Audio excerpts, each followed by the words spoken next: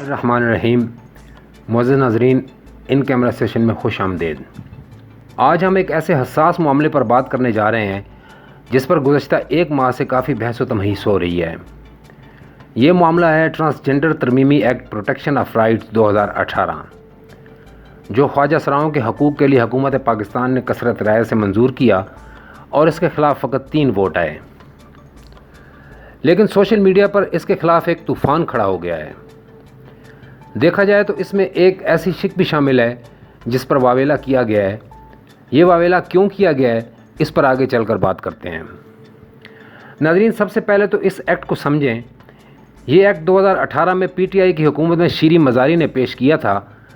اس وقت بھی نون لیگ اور پی پی پی نے اس کی حمایت کی تھی، جبکہ جمعیت علماء اسلام سمیت دیگر مذہبی جماعتوں نے اس کی مخالفت کی تھی۔ یہ قانون ٹرانسجنڈرز یا خواجہ سرا افراد کو ان کی شناخت سے متعلق ہے۔ پاکستان قانون کے نفاذ کے بعد ان چند ممالک میں شامل ہوگا جہاں ان افراد کو الگ تعلیمی ادارے، ہسپتال، کام کرنے کی جگہوں پر قانونی تحفظ دے گا۔ سب سے بڑھ کر اس قانون کے تحت وہ وراثت میں بھی حصے دار ہوں گے۔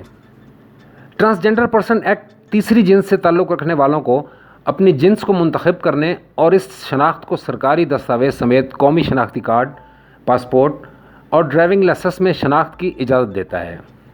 علاوہ ازیں ٹرانسجنڈرز کے سکولوں، کام کی جگہ، آنے جانے کے عام وسائل اور طبی دیکھ بھال حاصل کرنے کے دوران امتیازی سلوک سے منع کرتا ہے۔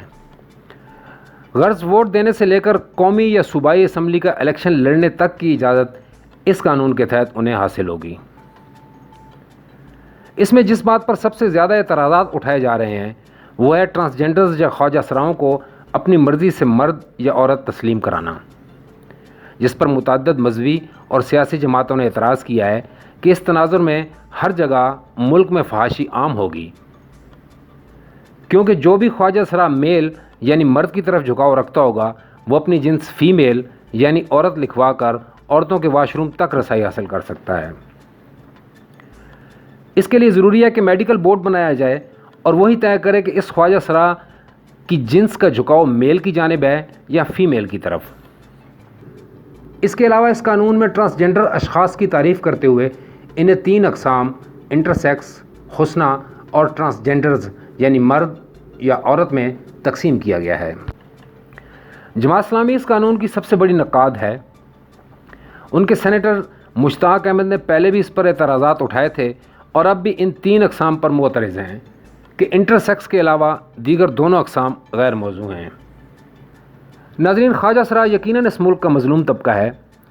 انہیں معاشرے میں جائز مقام تو کجا ان کی جان کی حفاظت بھی میسر نہیں ہے۔ صرف پشاور میں گزشتہ 7 برس میں 100 سے زائد خواجہ سرا قتل ہو چکے ہیں اور وسطی پنجاب میں بھی آئے روز ان پر تشدد اور قتل کے واقعات کی ویڈیوز تک سوشل میڈیا پر گردش کرتی رہتی ہیں۔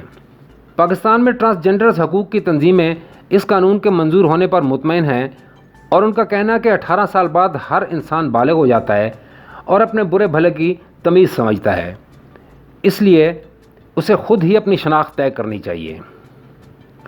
ٹرانسجنڈر ایکٹ ایک طرف ان افراد کے حقوق کے لیے جہاں بہت بہتر ہے، وہیں اس میں ایسی شکیں ہیں جن پر جائز اعتراض اٹھایا جا رہا ہے۔ انہیں مزید بہتر کر کے تمام سٹیک ہولڈرز کو اعتماد میں لیا جائے اور اگر میڈیکل بورڈ سے یہ مسئلہ حل ہوتا ہے تو ضرور ہونا چاہیے، اس میں کوئی مذائقہ نہیں۔ خواجہ سراؤں کے لیے اگر کچھ بہتر ہو رہا ہے تو اس کی راہ میں اتنے روڑے نہ اٹکائے جائیں کہ ان کی زندگی مزید اجیرن ہو جائے۔